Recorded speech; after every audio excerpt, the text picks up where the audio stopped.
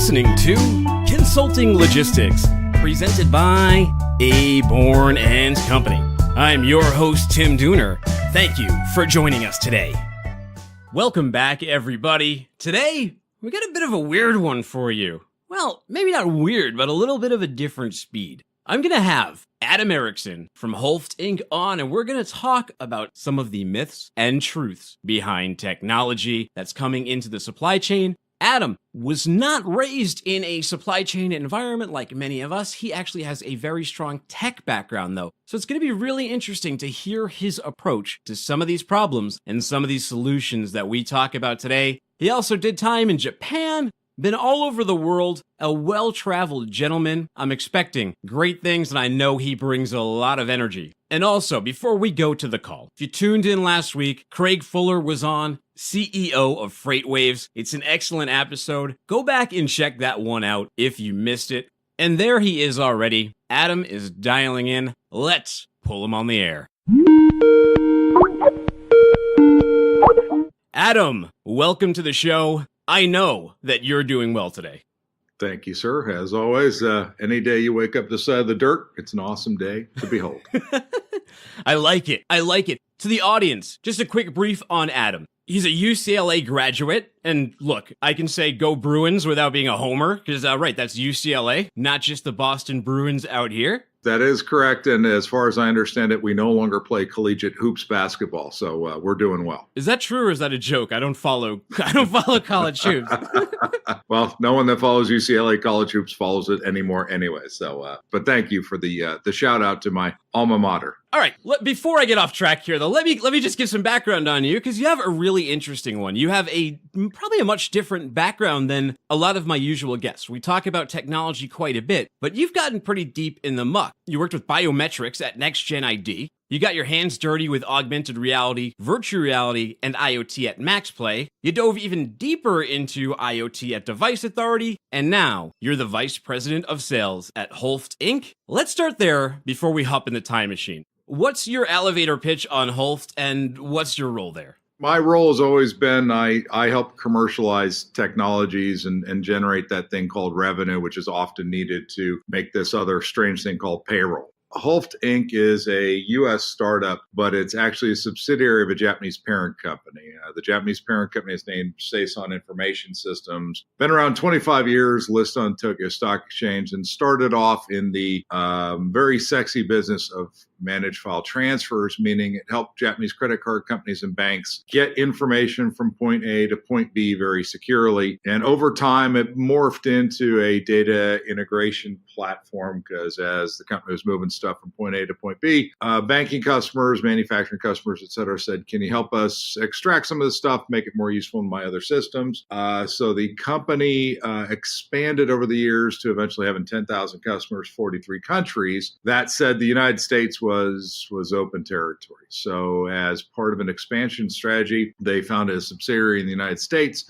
I was hired in April of 2018 to help bring it forward because my background is I am an enterprise software startup junkie. So this is my sixth enterprise software startup software that I'm bringing to market, and ultimately within the realm of I've got 10,000 customers worldwide in the context of the U.S. customer set. It's always the same thing. What problem are we solving? What's the value of the problem that we're solving? How do we have conversations with people about the problem we can solve? And then ultimately where we're differentiating the market is we're not the sexiest thing out there, but much like one of our largest customers in the world, Toyota, we are stable, we're reliable, and we always get you where you need to go.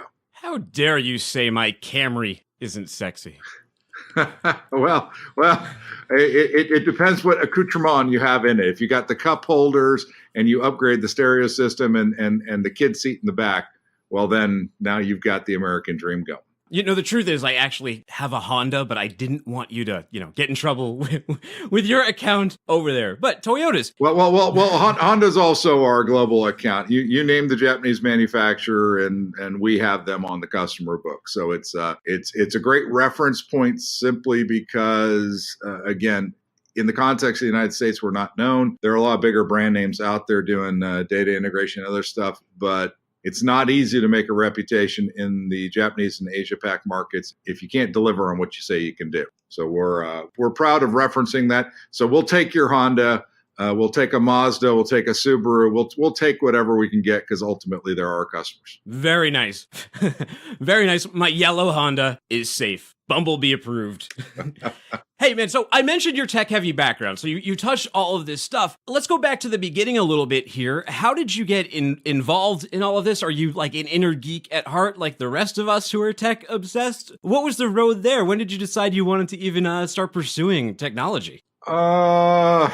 I don't know if it was ever an actual realization. It was like my generation were the first ones that came into the world where we had TRS-80s and Atari boxes, and we were introduced to Pong as the first video game, quote unquote.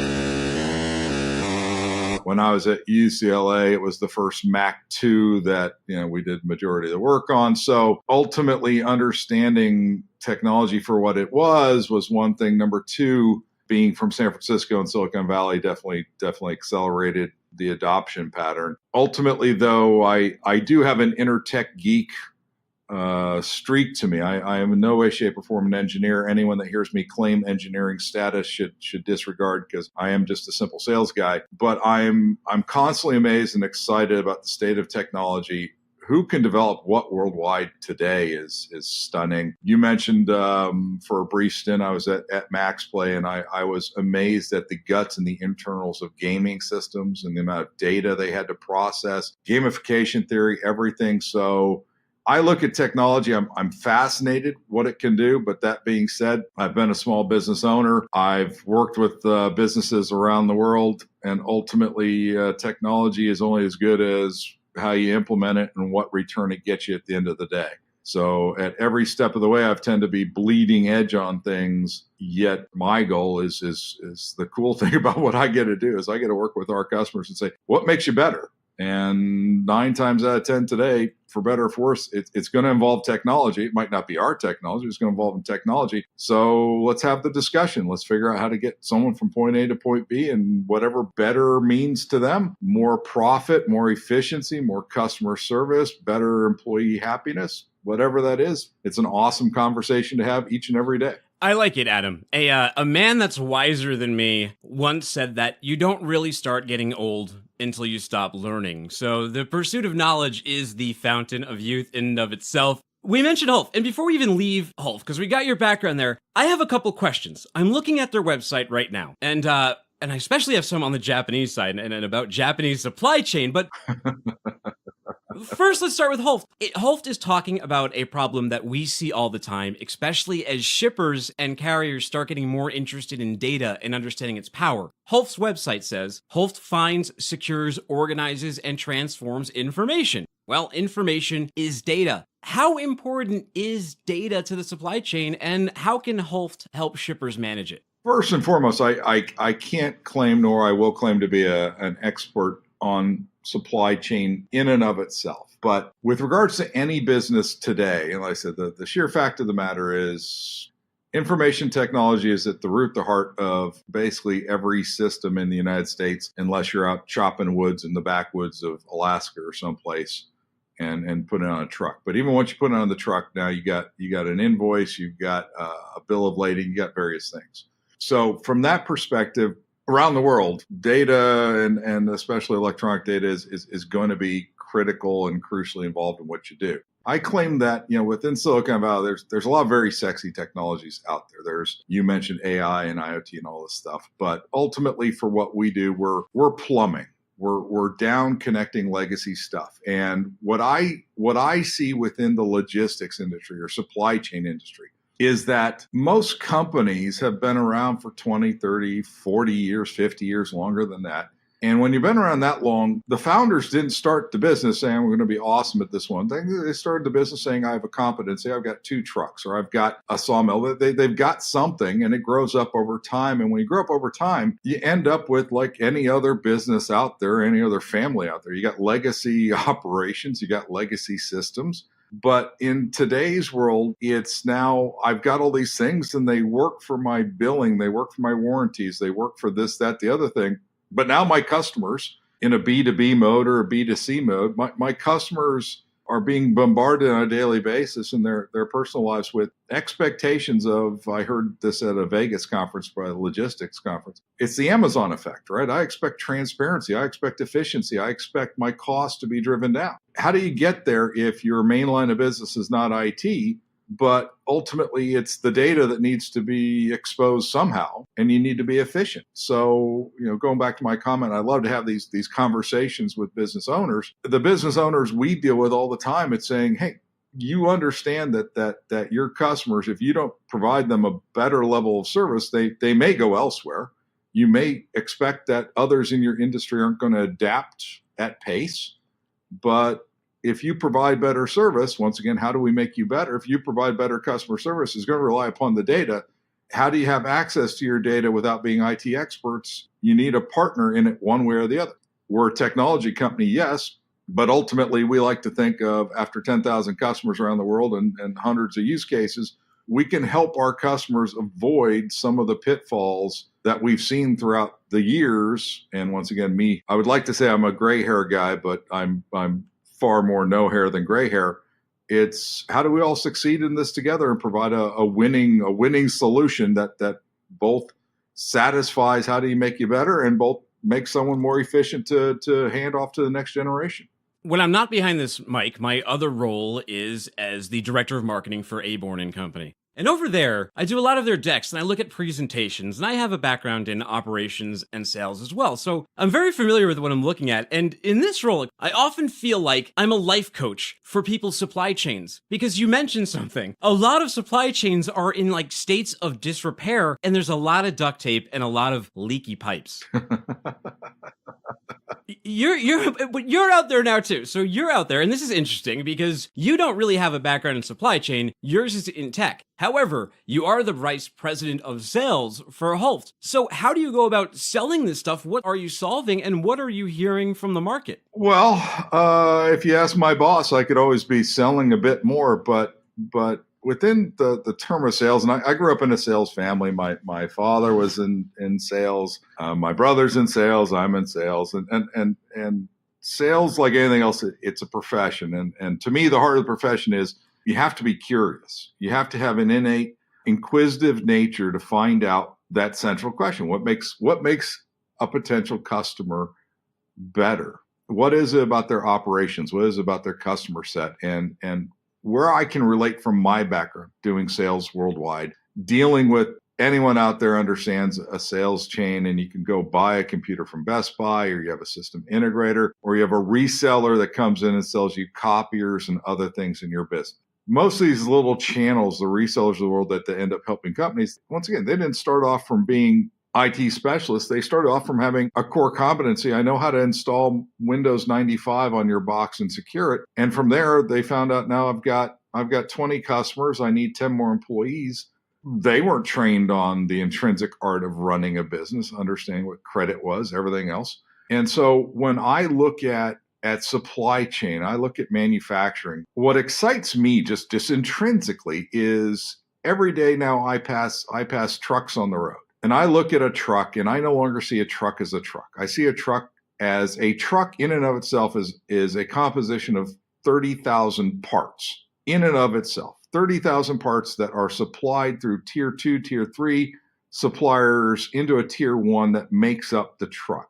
But that truck now has to be sold through distribution. Distribution has dealership. It has everything else. But not only that, now the truck has a load on it, right? And that load has a manifest bill of lading, but someone had to load on that stuff to that truck from a warehouse. And everywhere I turn this cube, I see areas where automation in and of itself could probably drive efficiency. Whether or not efficiency drives profits, I can't speculate. One would imagine it would. But ultimately, as my team and I, we're going out into the flyover country, quote unquote. I said I lived in Kansas City, so I'm allowed to refer to it that way. Once you get outside of Silicon Valley or the depths of New York, I mean, these are old line businesses where they might not have a CIO. They might not have someone that manages the global vision of what their technology systems are. But ultimately, who are they going to trust for having a conversation that might lead to advice, that might lead to a quote unquote sale? It's someone that will vouch and verify, saying, hey, look, you've got this thing. We've seen it. We've done it. We care about you, simply because you're feeding up into our other larger customer sets that are now requiring you to talk to their newer purchasing systems. So how are we going to help you survive and thrive? But what's the risk?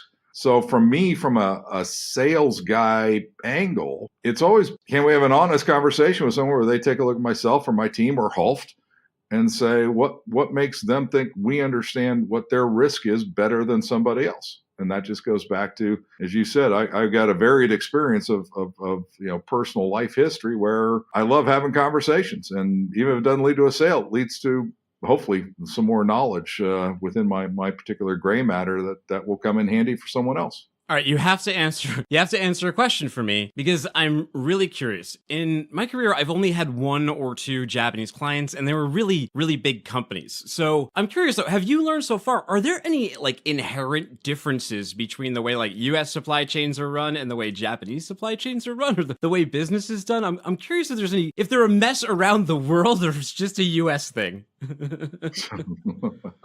I would say that there are systemic issues, how companies get formed and grow, and then there are cultural issues between countries. And I had the good fortune, I actually went to an American high school in Japan, so I was exposed to a lot of this as far as the Japanese business culture when I was younger. And within the Japanese culture, Japanese society, obviously, I think it's a well-known thing that the concept of risk is viewed in a much greater prism than in the United States society, and that failure is deemed far greater an issue within that culture than it is in an entrepreneurial society, much more like in the United States, at least traditionally. So the ability to adapt and to change, number one, is a lot slower pace, because it's always viewed in the context of the risk, not only to the company itself, but of its partners and who it feeds up to.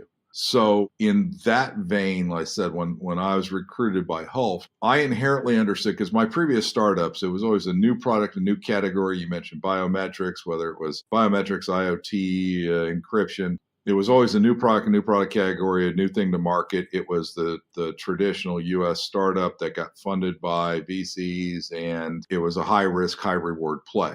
When I looked at Hulft, and I understood the basis of saying the Japanese financial industry is 100% saturation for Hulft software. And if you get that, and you have that as a basis, while other countries might not understand exactly what that means, I did. And because of that, I could stand in front of everyone and say, look, if Hulft is trusted by the Japanese financial industry, and now by extension manufacturers, et cetera, I can guarantee you one thing.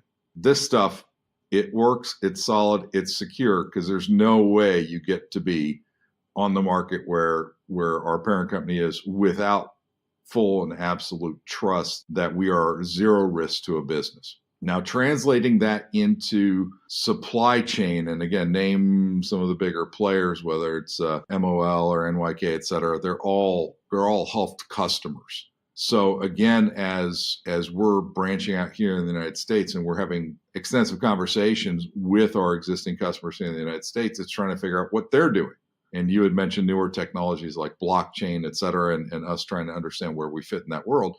But ultimately, to answer the heart of the question, is there a difference? The difference is, I would say, on both sides of the house, looking at that, not top tier of the market, but looking at second and third tier, it's all about risk management and cash flow, and ultimately looking at these new developments in the market, whether it be in Amazon or blockchain, et cetera, and everyone's saying, I don't know what it is. And if I don't know what it is, and I can't put my finger exactly what the value proposition is, that means that there's risk. And if there's risk, someone had better well explain to me what level of risk there is to achieve what level of benefit for my business. See, now that you told me that you went to an American high school in Japan, in my head, your teenage years were like Fast and the Furious Tokyo Drift. So if you don't drift to win, what do you drift for? I don't know if you've seen that movie. It's my favorite Fast and the Furious movie, but kid who's like, he likes to ride hot rods around. He gets in trouble, so he gets sent to go live with his dad in Japan. Then when he gets there, he runs afoul of some bullies, but ultimately, I don't want to spoil the movie, but it kind of follows the Karate Kid formula. He gets trained in drifting, drifting cars. Have you ever drifted a car before?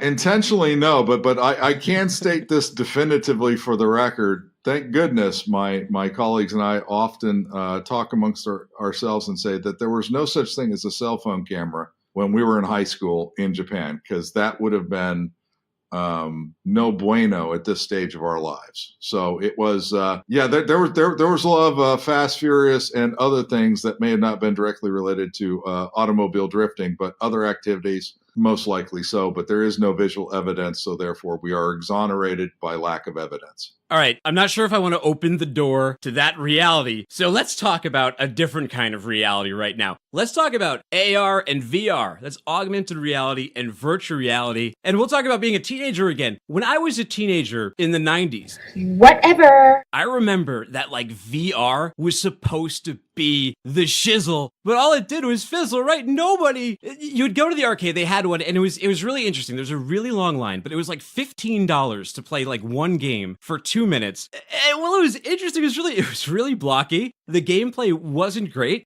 I know that now we have Oculus Rift, and there's other options in the VR scene and AR. People have seen on apps, augmented reality apps, but they're not really solutions. They're kind of like 3D TV, right? Like there's one extra step. You got to put on the glasses, or you got to pull out the phone. Where are we though with those technologies? You have a little bit more intimate knowledge than I do of my sort of cursory knowledge.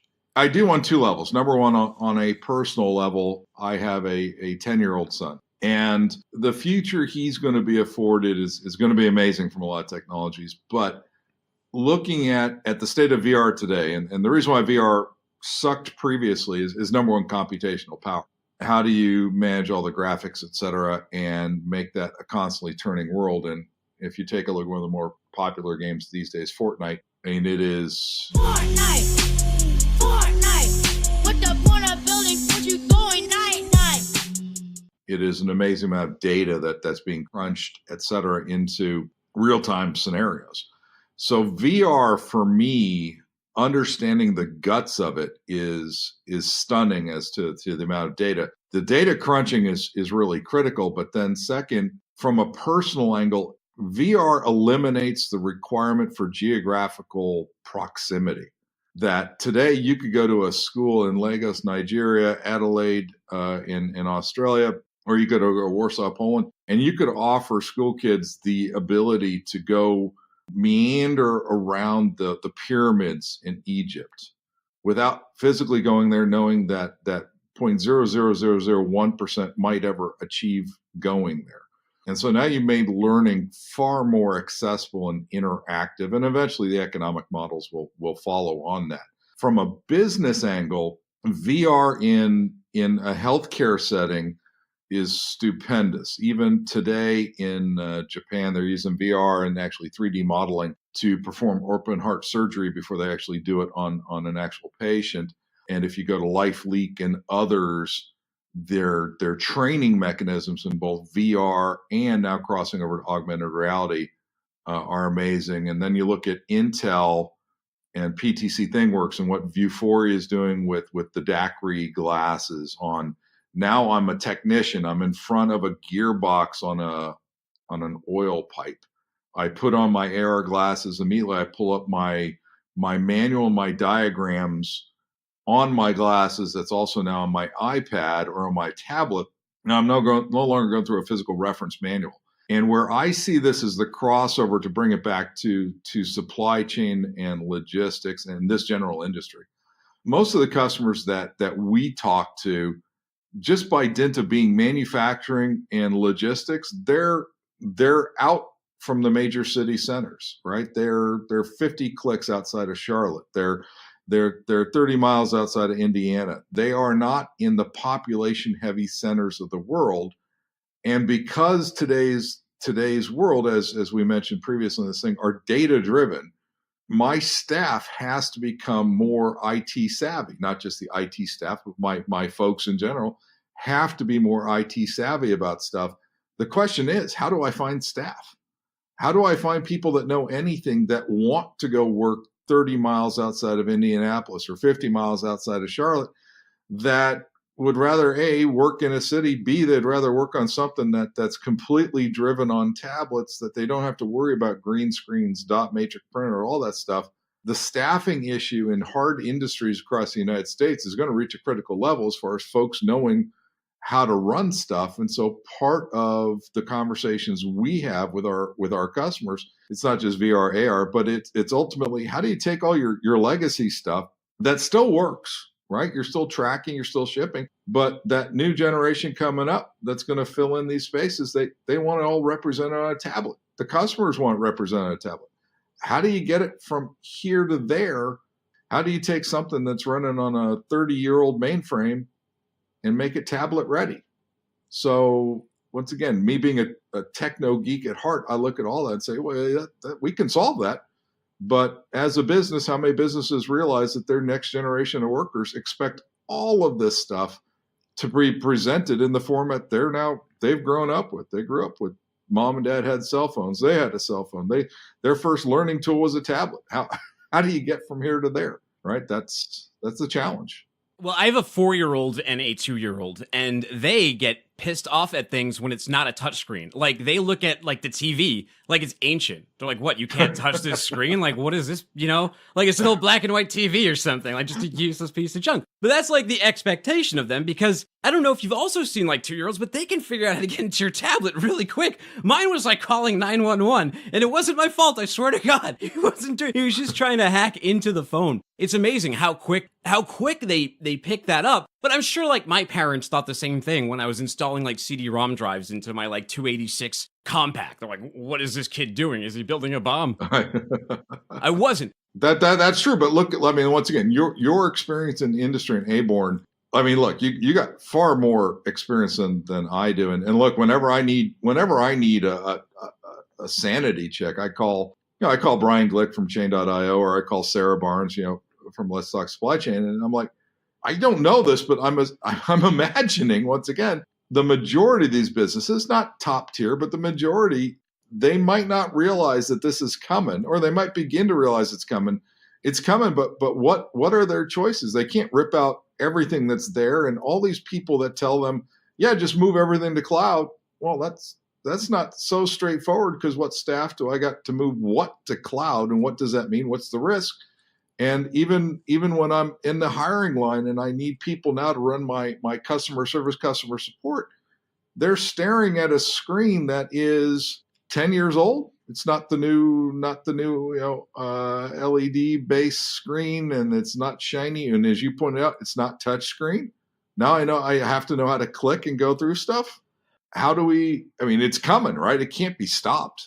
This is going to happen. I try to think of, like, VR all the time from the perspective of supply chain. And, like, one of the practical use cases that I can imagine with VR is grocery shopping. And I say that because I don't know if you've ever online grocery shopped, but it's not like shopping for other things. And I think it's almost like clothing shopping too. Clothing shopping or grocery shopping, if you don't know exactly what you want and what's on your list, it's kind of a lot different than your real in-person experience. I know, like, I go to the grocery store with, like, 2 or 3 things in mind to get. Then when I get in there, I leave with everything but those 2 or 3 things. Usually, like, just grabbing a basket, being optimistic about how instead of, like, walking out with, like, things under my arms and bags of chips hanging from my mouth. It's not a good scene. But I could totally see, like, a practical use case for VR in there. But what stands in the way is the device, right? You have to get those into people's hands and into people's homes for them to really use them. I would say yes, but to me, the physical device, that's a finance model. It's like a cable box.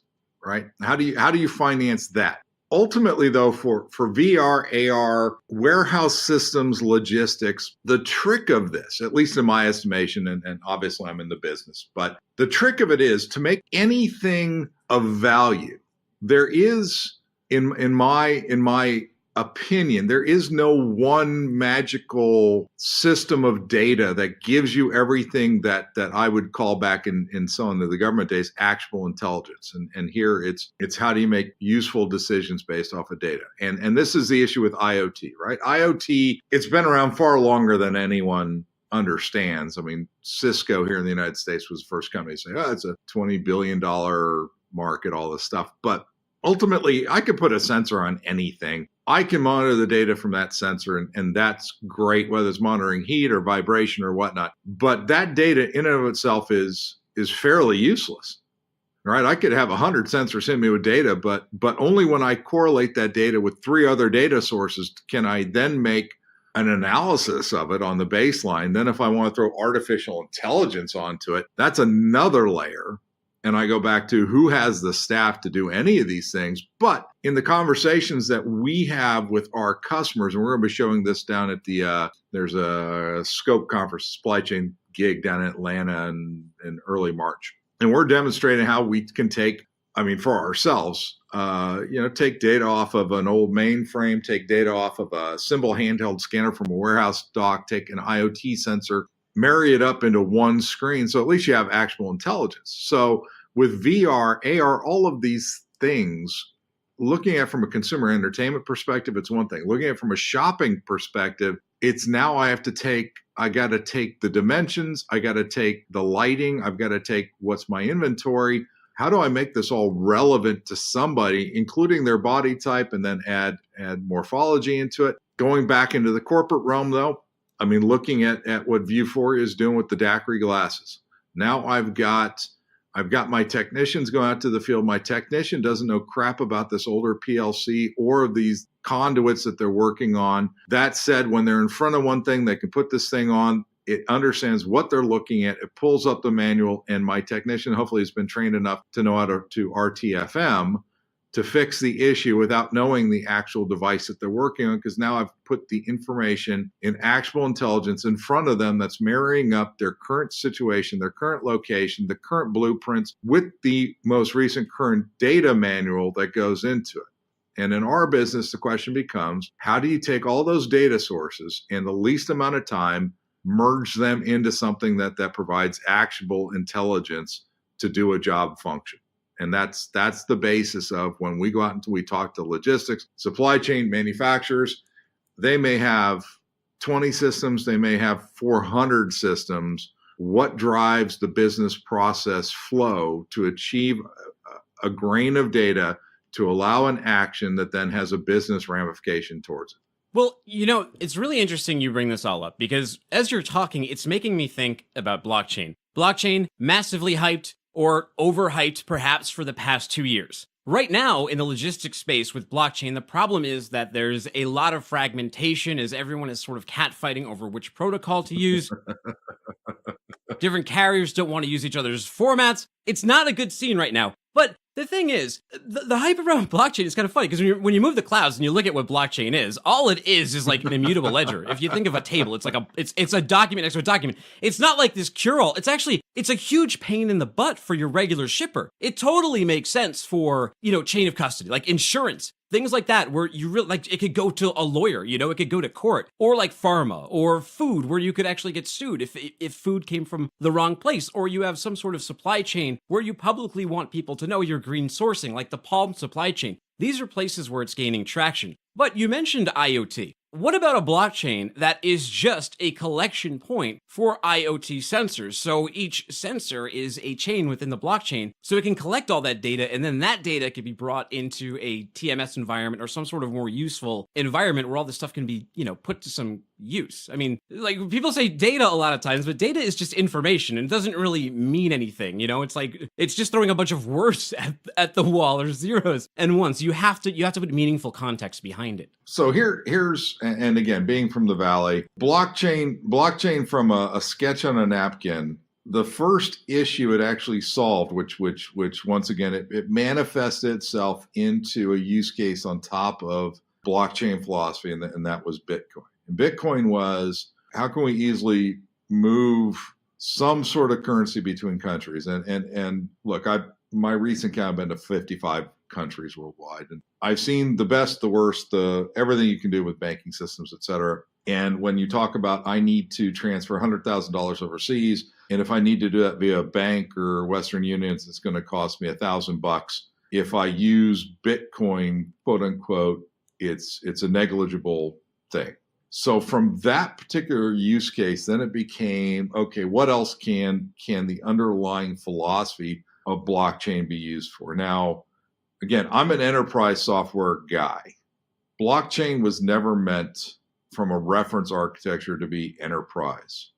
It was, as you pointed out, it's an immutable ledger system, which has applicability in a few things, but because it was never meant to be enterprise, it was never meant, whatever implementation was put on top of it was not meant to commingle. And again, Brian Glick and I have had a lot of conversations about this because Chain.io actually has a functioning blockchain implementation for logistics, is that now, unless I get a huge consortium like the Maersk consortium, IBM, et cetera, unless I try to get a huge consortium to adopt my implementation, then it will never talk to each other. So within that, my first question is, what's the value proposition against something else? Second, I mean, I know the Walmart tracking food and stuff. Okay, great, but they're going to pass the cost along. Second, what's the actual business impact in the next 5 years? Third, which medium-sized company has any talent whatsoever to, number one, understand not only the basis of the technology,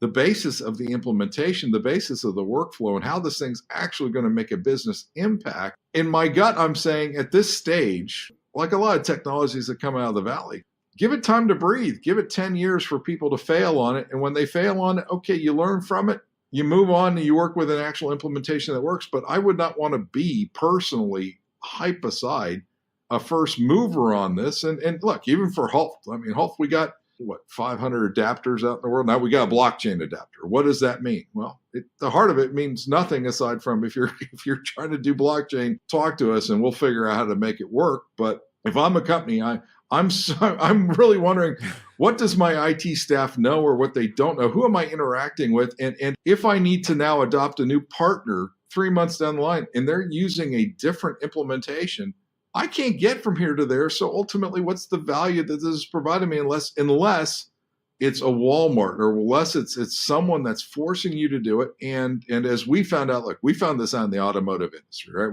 We currently have, I said, the top blue chip automotive companies use us. And a lot of these companies are now looking at their own EDI systems, right? Electronic data interchange that they've used for purchasing for 30 years. And they are now modifying this to be web enabled. So it's new APIs, the rest of the stuff. So they're rolling out new things and saying, okay, supply chain, you want to deal with us? You're now going to adopt all these systems to our new API. So we get real-time tracking on all this stuff. And supply chain's looking at them and saying, A, we don't know how to get from here to there. But B, unless you're going to pay us to do it, we're not going to do it because what's our advantage?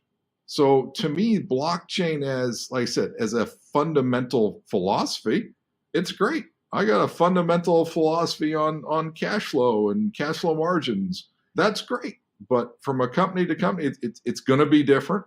And if I'm running a company, I'm going to ask the centralized question of, what's my risk of not doing this at the moment? What's my benefit of doing it at the moment? And what's my total cost of doing this at this moment? I guarantee you, just like IoT, Cisco was out promoting the hell out of IoT. And when companies actually found out how much it costs to implement an IoT system, including all the network connectivity, et cetera, a lot of CFOs said, what the heck? This is going to cost me this much for what benefit? Who can tell me what this is? Look, one of my previous companies was sold off to GE Digital. GE Digital needed Predix to work. GE Digital was gutted. GE Digital was just sold to someone else because IoT, in certain instances, it's great, but across the board, people are still trying to figure out what is my actual hard ROI from this. Can I actually do predictive maintenance? And same thing with blockchain. Okay, it can do this, but who's demanding it? Right? That's the same thing with all these technologies. It comes back down to, if I got to pay for it out of my pocket, you better tell me I'm making $10 back for every dollar I spend. If not, why am I doing it? Yeah, let's talk about AI for a second, too. So, like, artificial intelligence. A lot of what's being called AI now, though, is really a lot closer to machine learning than any type of self-aware Skynet system, for better or worse. But, I've met a few warehouse robots recently, and I've yet to meet one that can pass the Turing test. Well, it's buzzwords for buzzwords' sake. One of the things I appreciate about Hulft and the funding that we're getting from the U.S. here from our parent company is I don't have to play the dance of we're going back to our VC investors and having to dance the dance of we're buzzword centric, right? And ultimately, what is the common definition differential, the delta between machine learning and AI? It's semantics, and it's semantics amongst very few people who actually care. Machine learning for me, like I said, my aforementioned company that was sold off to GE Digital, machine learning and AI were used interchangeably in the sense of operational technology data. There's two types of main data in the world. There's structured data in the IT world that's like spreadsheets and lovely clean data, and then there's operational technology data that's coming off of manufacturing lines and PLCs, et cetera. It's unstructured. And how do you make a data model, right? If I need to understand my data, I need a data model. And I mean, few people remember this, but the first application that actually made PCs palatable to the general populace was VisiCalc back in the late 70s, early 80s. VisiCalc was the first spreadsheet that would actually take your data and make it lovely, clean, and make it useful. So within AI and machine learning just means how can you use inherent algorithms in something to learn something better than humans can learn at a faster rate. AI actually in the medical space, everyone's trying to figure out, are these algorithms, depending on how they're trained, making better decisions than physicians because they're taking in, like IBM Watson, I have every bit of cancer research in the world today as IBM Watson. I can crunch it. So you give me a symptom and I can crunch every data source and provide you an answer much quicker than anything else. AI and machine learning, though, it's the inherent thing everyone needs to understand about it is it's the same thing with every data source, whether it's a simple invoice or advice from a friend. It's garbage in, garbage out. That within AI and machine learning, they're based on their algorithms. So it's a mathematical equation that should be logical, but you have to train these things. So you need training data. When I was back in biometrics was using a human, something that you have on you, a fingerprint, et cetera, an iris, a face, and matching it either one-to-one against something that was taken from you previously or matching it against a known database. Well, in order to make facial recognition work, not for your iPhone where I take a photo of me and it recognizes me, but using this to say I take a photo of me and now it's matching me against a wanted list of 10,000 people, I have to train that system on how to go and look at features and identify to a probability of success. It will never be one-to-one success. It has to be a probability. Same thing with artificial intelligence today. The concept is how much training data, who's doing the training, how is this coming up with something necessary? So I look at it again in my basis of truth every morning when I wake up. If you sell to Fortune 100 companies, the issue is you got 100 companies to sell to. And those companies, they pay attention to the Gartner reports, they pay attention to IDC, all these things. But you got 100. The main thing is, though, between Detroit and Atlanta, I've got 10,000 manufacturers and supply chain companies. And I would bet that 9,500 of those don't pay attention to market analyst reports. They don't pay attention to the latest trade magazines. They don't pay attention to buzzwords like RPA or AI or IoT. What they pay attention to is what's the latest tariff that's causing an issue in my business? What are my customers requesting us to do in order to retain their business? I can't hire enough people to do data processing. How do I get around this thing?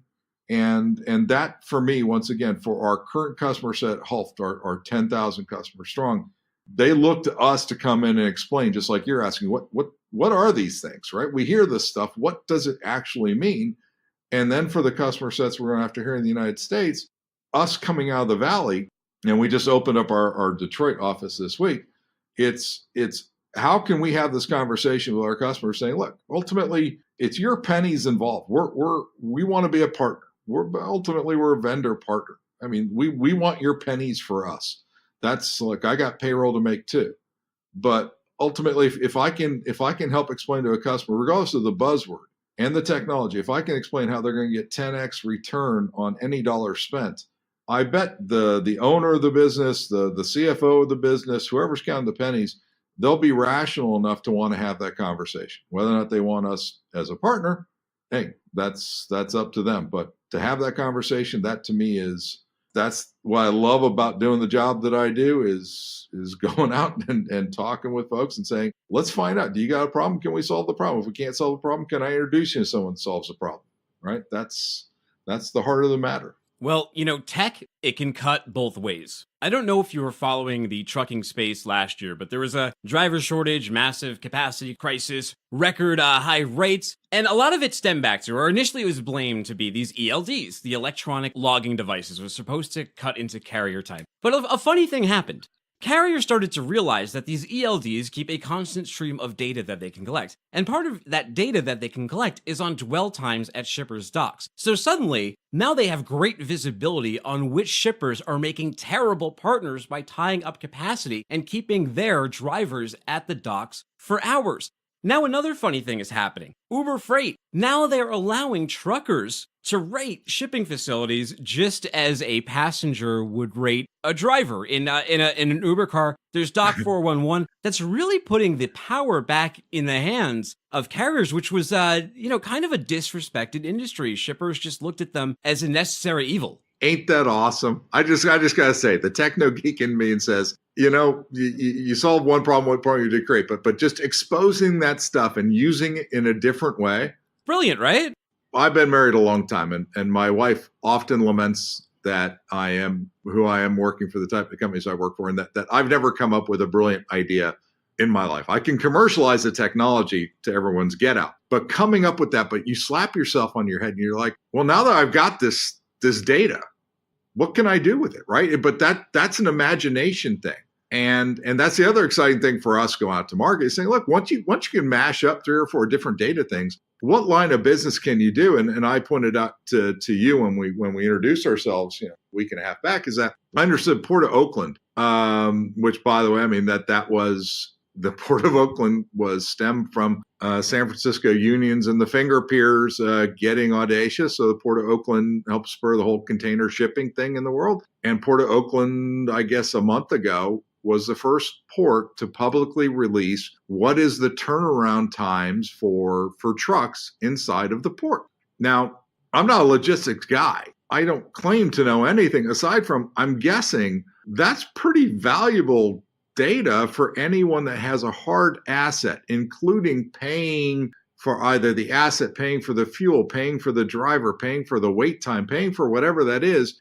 If I can marry that data up probably with 2 or 3 other things, that might give me visibility that now turns into some hard dollars on the return. Now for me, I don't know what that is. That's why I reached out to you and to others to say, what is this? But like you said, Uber Freight and these other folks, once you can track, once you can monitor, once you can expose, that's where the innovators come in. The innovators say, well, now, it's the peanut butter and the chocolate hit each other and you had a glass of red wine. Now you got yourself something special. That to me is, once again, it's a fascinating thing of asking people, what do you perceive? How do you think you get better? Right? Is it customer service? Is it your efficiency? Is it the use of your assets? I don't know what it is, and I expect in the next 10 years, it's going to become more awesome. The whole trucker thing, I don't know where in the United States or when in the United States we started to denigrate blue-collar jobs, but when Walmart's offering $90,000 a year for long-haul truck drivers, that's spurring 2 things. Number one, it should spur a bunch of high school students to get their driver's licenses for long-haul trucks. But second, it's spurring the investment into driverless long-haul trucks, which means they're going to be electric trucks, which means now I got this whole other thing I need to do infrastructure for. It's a cascading thing, but in 10 years, you're not going to stop this, right? You're not going to stop the expectation of customers in the business sense, saying, when I'm at home, I use Amazon, I got all this information at my fingertips. Why don't I have it in my business? And you're not going to stop Amazon from looking at a business like it did with AWS and saying, I can do this much easier, much better, disrupt the crap out of it, and put a bunch of people out of business because a bunch of people don't understand what it is to have customer service that's meaningful. So, like I said, for me, looking at this industry, I've sold into deep, dark governments. I've sold into hospitals. I've sold into financial institutions. This whole manufacturing, supply chain, logistics is fascinating for me, simply because I'm learning every day. And these people, literally, in my estimation, they're what America was built on, what it runs on, getting goods to market one way or the other. It's amazing. Yeah, you know what, too? What fascinates me, I mean, those two professions, over-the-road trucking and the guys who crew steamship lines, who have to go from Shanghai to Boston or Shanghai to California, because there's something just so, like, primal and ancestral about those jobs. The mode of transportation changes throughout history, but, like, it seems like deep down in our core, in our blood, there have always been those people with the need to just travel, even if it's travel for occupation, and even if it's traveling to similar places over and over again, that like nomadic lifestyle. I don't know if I could do it, but it sure as hell fascinates the crap out of me. I have a few colleagues that work steamer tramp ships in the South Pacific, and there's some great storylines. But even with, like I said, even with the shipping industry, and now they're doing, once again, the electric ships, but it's all about cargo management. And again, I can't claim to know a lot about it, except being in the number of countries I've been to and seeing just the, as you said, primal modes of transportation with, people with stuff on their heads or a tuk-tuk in Thailand carrying, 80 boxes of stuff. Or as I related to, previously, driving through the border of Ukraine and Poland and seeing literally a 3-day backlog of heavy duty trucks waiting just to do paperwork at a border. And once again, part of that, it's not really a technology thing. It's more of a border paperwork thing, but that's another whole entire area where I'm excited to learn about with global trade management and, in the United States, the foreign trade zones, all of these things. So, at the beginning of the call, you asked me, my background in technology, and I'm a little bit a different cat than you're used to interviewing who's an expert on a particular industry. My expertise, if I have one, and this is debated worldwide, it's looking at any technology and saying, what is the impact it could have on what type of business? And having been a small business owner back in the 2000s, I made a decision that I thought was awesome at the time. And 2 years later, I said, you know what? Owning a restaurant as a part-time gig, it's not as easy or as glorious as it looks. But it taught me a valuable lesson as to what's not just corporate cash flow, but what is small business cash flow? What is small business staffing issues? What are regulations that you have to file stuff over and over for? So these pain points, I take a look at them and say, if we can eliminate it, what is the hard ROI? Adam, we're near the end. We're near the end of the haunt. I was going to say the roller coaster, but this might have been more like a haunted house. Sounds like a Doors song to me. The end, my friend. Yeah, yes. Or Westworld or something where the Yes. cowboy robots will kill us all. But I had a question. So you've been all over the place. You've been all over the world. You've been in Japan. You were doing the Tokyo drifting, or maybe you weren't. That's in my head now. But why did you let me race with your car? You knew I was going to wreck it. Do you get a quick war story you can share with us? Did you almost die on the road? I mean, what's something? Did you almost commit seppuku for failing the Japanese? Give me one story to leave us with. Well, obviously, throughout the years and the miles, I've had the good fortune of many intriguing circumstances and incidents. Name the continent, and I've had the benefit of being there, which at the time may have been scary as hell or may have been just exhilarating. I will say this just once again for the purpose of this conversation and relating back to my years in Japan, going to a high school literally in Japan and being immersed in Japanese society, even though it was the American school, we had 70 different nationalities represented. And the core thing that you learn as an American kid overseas when our parents work for foreign nationals is that if you screw up in the United States, right, if you do Tokyo Drift in Milwaukee and you get caught, okay, you get whatever punishment you're going to get. But if you do something severely punishable in foreign countries, especially in a country like Japan, number one, that reflects not only upon yourself, that reflects upon you as a representative of the United States. Second, the likelihood that your parents will get placed somewhere else very rapidly is an absolute certainty, simply because now all of a sudden you've brought shame onto whatever situation you're in. But all of that being said, I can distinctly remember many, many, many times that living in Tokyo as a kid of 13 to 17 years old, it was the first country I lived in where you would look up at a signboard in a train station. You didn't have Roman language, right? You couldn't read it, right? It was symbols, characters, kanji, katakana, hiragana.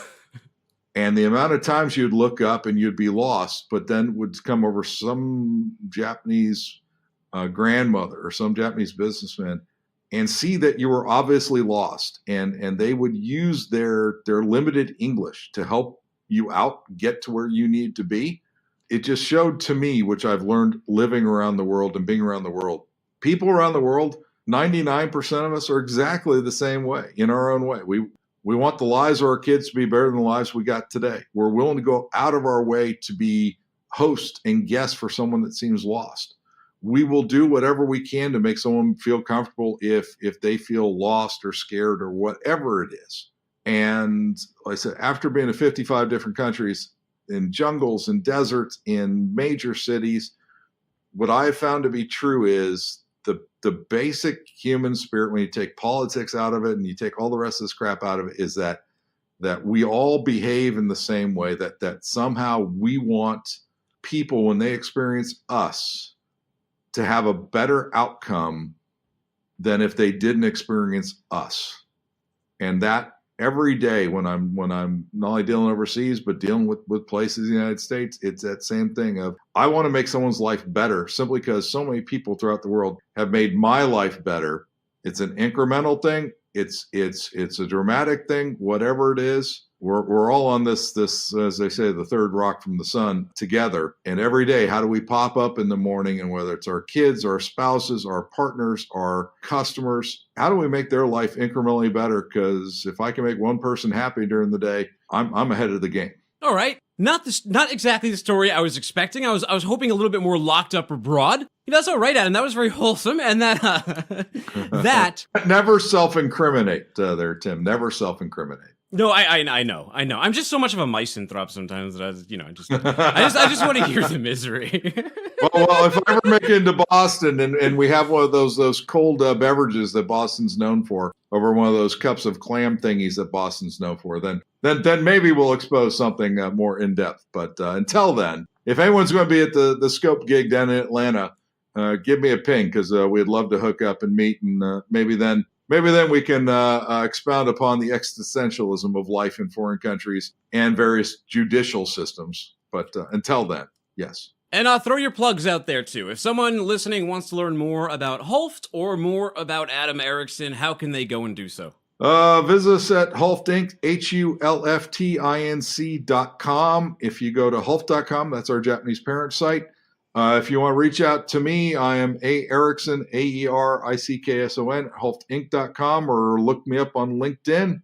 Always glad to, once again, have a conversation, expound upon the virtues of life in the big industries of manufacturing, supply chain, and logistics. Tim, definitely appreciate getting to know you, and look forward, hopefully in the near future, we can do a trilogy here between Sarah and Let's Talk Supply Chain, who I believe is going to be our media sponsor for our Detroit gig next week. and yourself, because I think you two are doing an amazing job trying to use this medium to get information out there in a way that folks can consume it and at least pick up a tidbit or two to find out what they want to know. Yeah, well, I enjoyed this one too. This was a little bit of a different lane, as you mentioned, than usual, but I think that we did a decent job talking about some of the myths and some of the truths about the kaiju. That is, technology.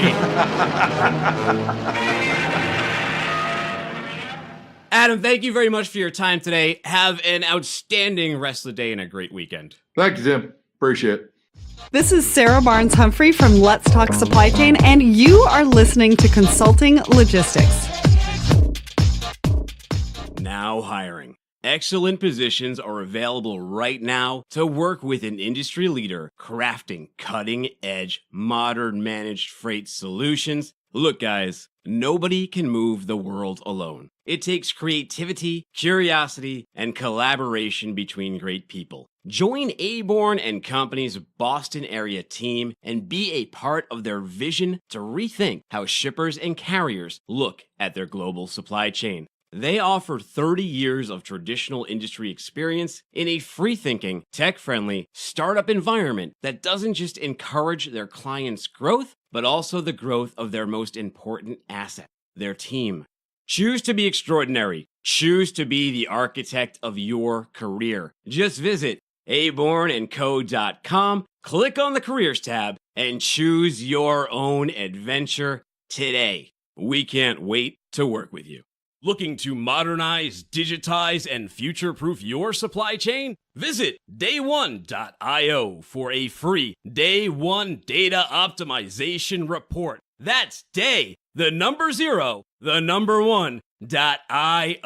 Isn't it time you got optimized? Announcing, on October 10th, 2019, Aborn Co. presents TransTech 2020, a supply chain vision and innovation conference. This event is the first of its kind in Boston. Join our panel of speakers from the worlds of logistics and technology as we discuss the modern needs of the supply chain and the merger between the physical and digital footprint that freight creates. Head on over to transtech2020.com for more details. We'll be talking about AI, automation, autonomous vehicles, blockchain, data purity and capture, future-proofing the supply chain, market conditions, transportation management systems, and so much more. Head on over to transtech2020.com for registrant and sponsored details. If you have any questions, comments, suggestions, feel free to email me at tdooner@abornco.com. That's TDOONER@abornco.com. I'd be happy to learn something new with you.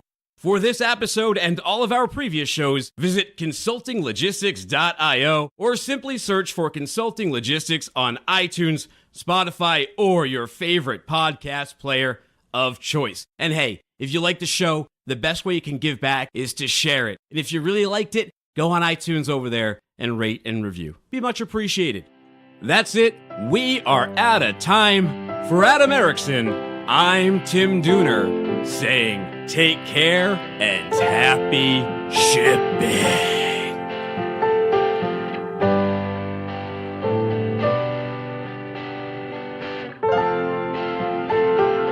I was actually asking my son the other day what he wanted to do when he grew up, and I said, do you want to design toys? Because he plays with Transformers all the time, and he shut me right down. He's 4, and he shut me right down, and he says, no, Dad, I'm going to build big, giant robots.